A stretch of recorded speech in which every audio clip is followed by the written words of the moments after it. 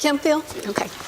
I've asked for photo-ionization detectors for our fire department in the past to be sensitive to parts per billion, not parts per million. And a perfect example of that was summer of 2012. Exxon had a 10-pound reportable benzene spill.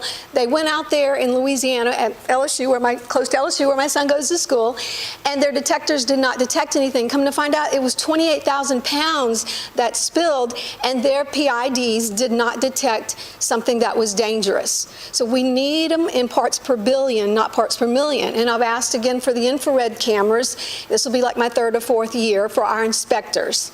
This year, I'd also like an auditor to be hired to look at the air permits. Not that we're duplicating the work with TCEQ, but I've been inspecting some of their air permits, and I can see where the city could actually improve on public protections by demanding best available control technologies. Our ordinance only asks for industry standards, and what that means is rural methods.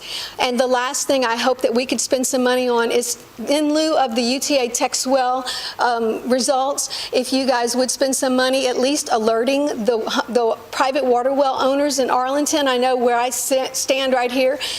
There's in a 5-mile radius almost 300 individual water wells, but we need to identify people citywide, because Texwell identified if you're within 2 miles of a gas well site of drilling that there are chances your arsenic, selenium, and strontium could be high.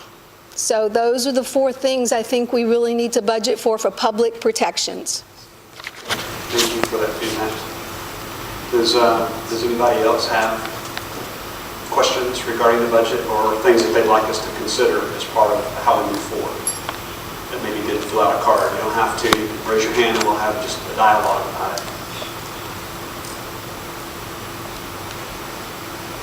Okay, I'll turn it over to Ms. Wilemon.